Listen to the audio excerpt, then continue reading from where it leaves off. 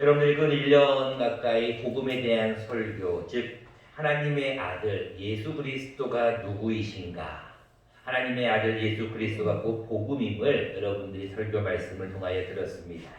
이제 오늘부터 이제 복음과 확신에 대한 이제 말씀으로 연결이 좀 될 것인데, 오늘은 서론 부분입니다.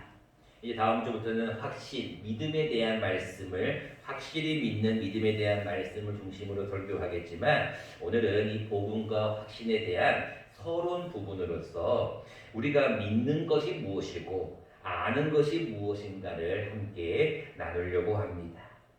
여러분들이 다 아시는 말씀입니다. 이제 사역리가 무엇인지, 복음이 무엇인지, 복음을 여러분들 네 가지 원리로 들었지만 결국은 복음은 무엇이냐? 하나예요. 복음은 예수 그리스도가 복음입니다. 여러분들 아시는 말씀대로 내가 곧 길이요, 진리요, 생명이요. 내가 곧, 즉 예수님께서 길이시라는 거예요. 예수님께서 진리셔요. 예수님이 생명이 나로 말미암지 않고 아버지께로 갈 자가 없어. 결국 복음은 무엇이냐? 예수 그리스도가 복음. 여러분 이것을 이제 다 알고 있다는 거예요. 근데 중요한 것은 알고 있는 게 중요한 것이 아니라 뭐를 해야 된다고요? 믿어야 한다는 거예요.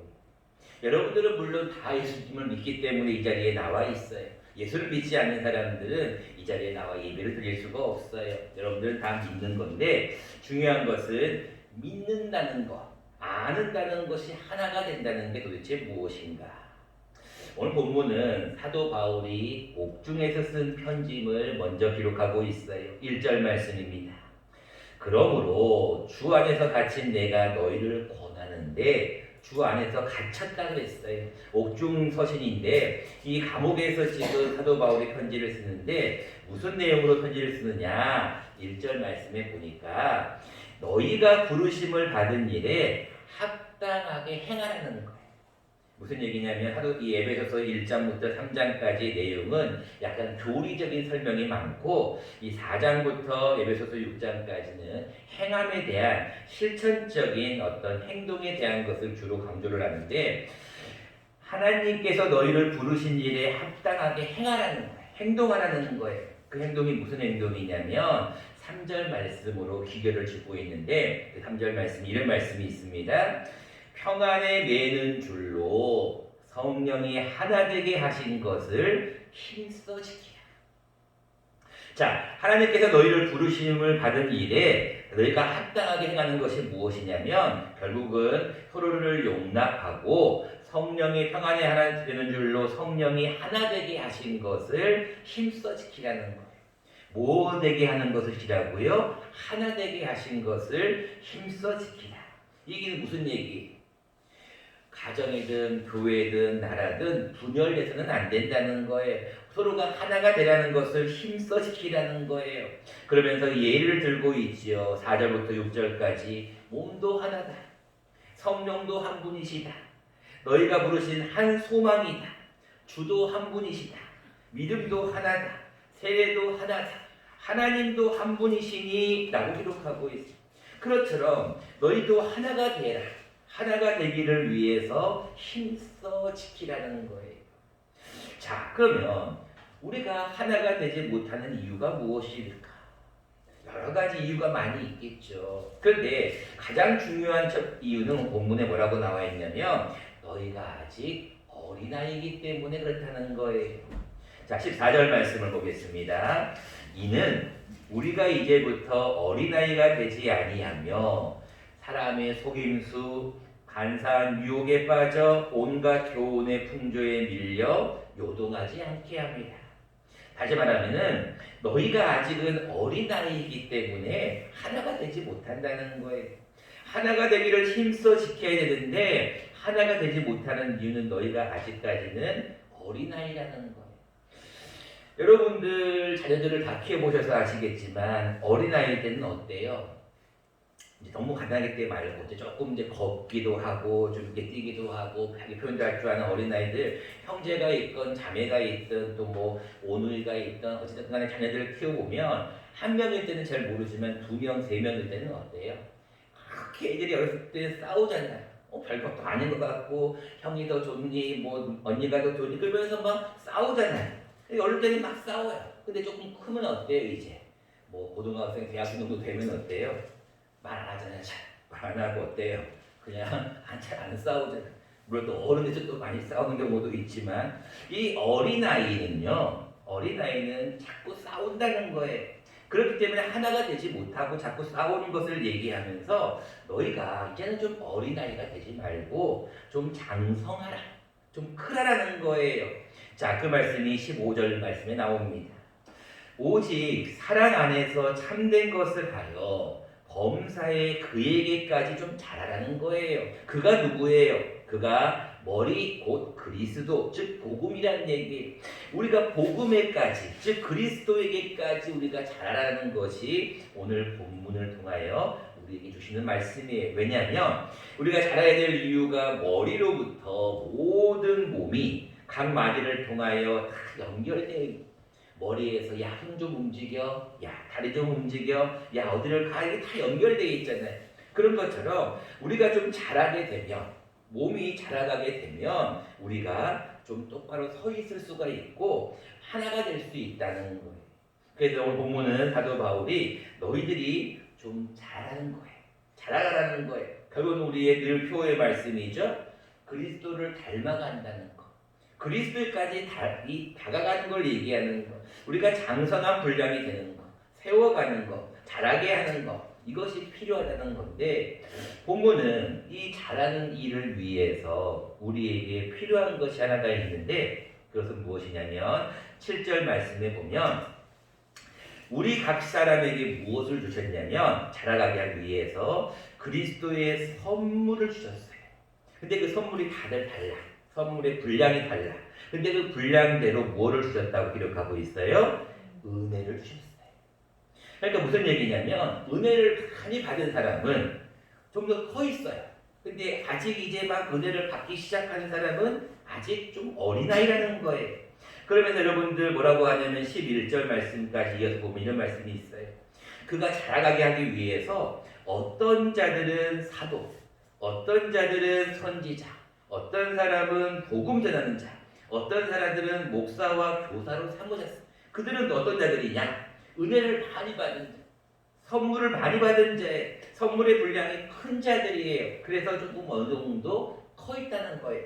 근데 그런 큰 자들이 해야 할 일이 무엇이냐? 12절 말씀에 성도, 아직 은혜를 덜 받은, 은혜의 분량이 많지 않은 그런 성도들을 온전하게 세워가야 된다는 거예요.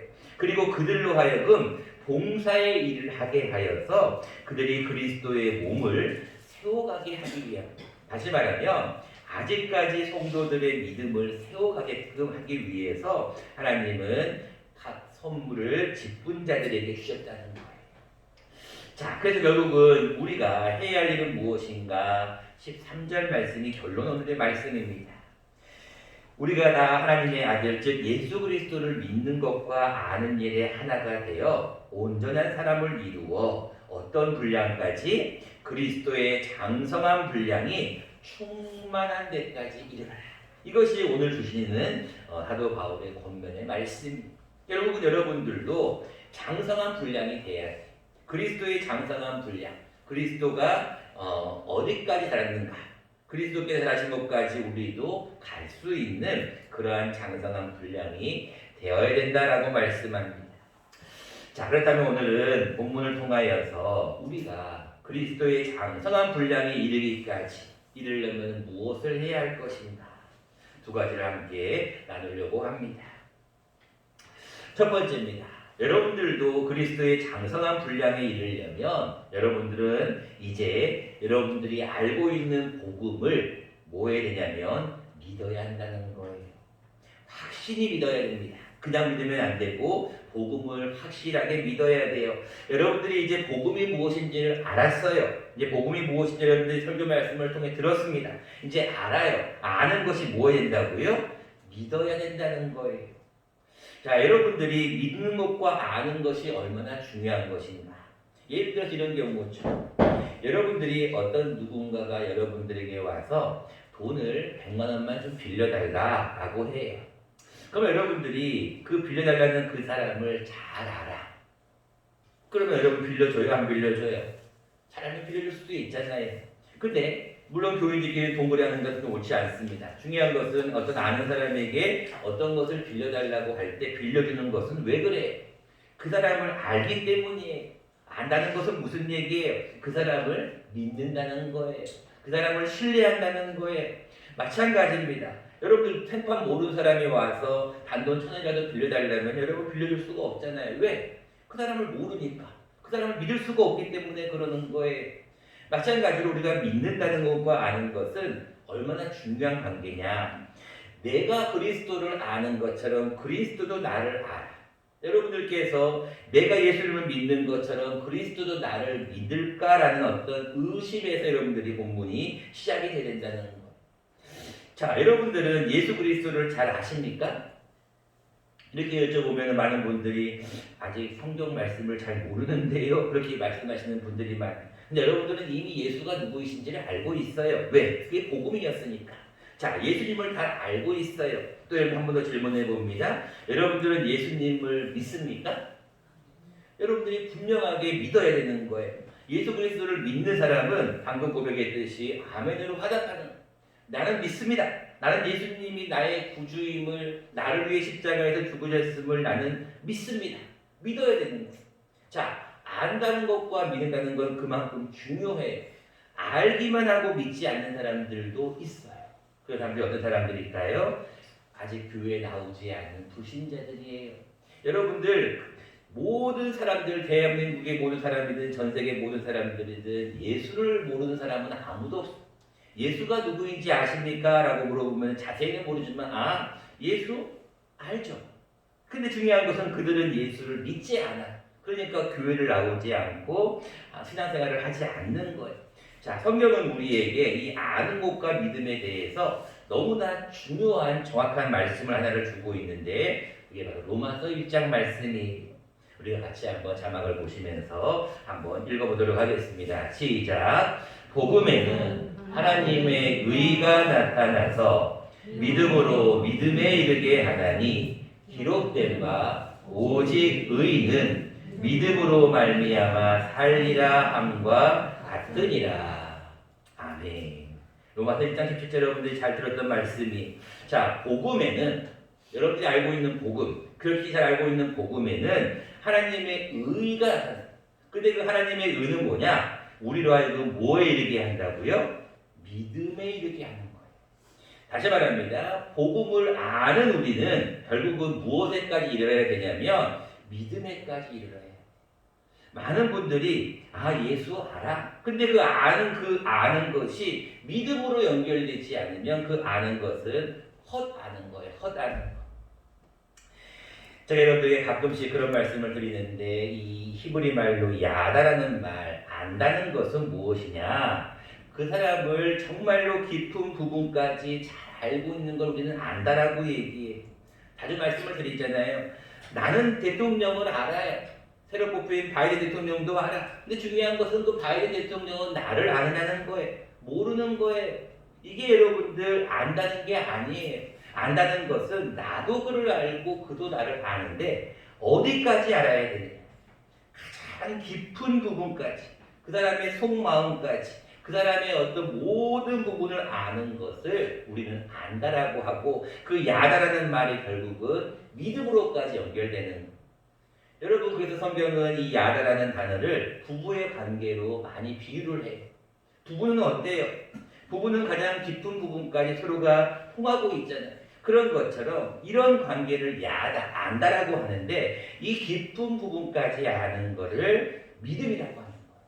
근데 여러분들이 결국은 복음이 무엇인지를 알았다면 이것이 어디까지 들어가야 된다고요? 믿음까지 들어가야 돼요. 그런 사람을 보고 우리는 신앙이 장성하였구나, 컸구나 라고 하는 거예요. 근데 어린아이들은 어때요? 어린아이들은 잘 몰라. 어린아이들은 그냥 알아. 얘들한테 물어보세요. 어떤 좀 어려운 말 한번 물어보세요. 애들 알아요? 몰라요. 그냥 그런 뜻인가? 저런 뜻인가? 그런 거란 말이에요. 근데 오늘 나와 있지만 의는 알므로 말미암아 산다고 기록하고 있지 않고 의는 무엇으로 말미암아 산다고요? 믿음. 여러분들이 믿음으로 말미암아 사는 거예요. 근데 여러분 모르면서 어떻게 믿을 수가 있겠어요? 모르면 믿을 수가 없잖아요. 그래서 복음 전하는 자가 필요한 거고 복음을 여러분들이 전해야 되는 이유예요. 전하게 돼서 여러분들이 전한 걸 누군가가 들어요. 들으면 알게 되잖아요. 알게 되면 그 다음부터는 믿는 것은 그 사람의 몫이라는 거예요. 그래서 여러분들 장성한 분량이 되려면 첫 번째는 내가 아는 것을 믿느냐, 믿지 않느냐가 내가 장성한 분량이 되느냐 안 되느냐의 첫 번째 방법이라는 거예요. 여러분들 그래서 알고 있는 복음을 꼭 믿으시기 바랍니다. 두 번째입니다. 우리가 장성한 분량이 되기까지, 장성한 분량이 충만한 데까지 이르기 위해서 우리는 무엇을 해야 되느냐? 우리는 하나가 되어야 됩니다. 3절 말씀을 다시 한번 보겠습니다. 평안에 매는 줄로 성령이 하나 되게 하신 것을 그냥 지키라가 아니라 뭐 하라고요? 힘써 지켜야 돼요.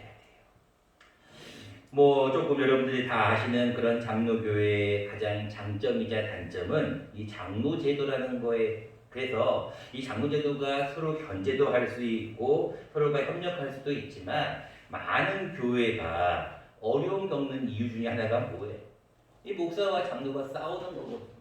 목사와 중직자가 싸우는 거거든. 목사와 성도가 싸우는 거거든. 그럼 결국은 어떻게 돼요? 교회가 분열됩니다. 그래서 마귀가 제일 좋아하는 게 뭐냐면 교회에 분쟁을 일으키는 거예요. 교회가 서로가 하나가 되지 못하게 만드는 거예요. 그래서 사도 바울도 너희가 좀 겸손과 온유로 하고 좀 오래 참으라는 거예요. 근데 여러분 가정도 마찬가지. 엄마와 아빠가 계속 싸워보세요. 그럼 자녀가 어떻게 되겠어요? 여러분 직장도 마찬가지.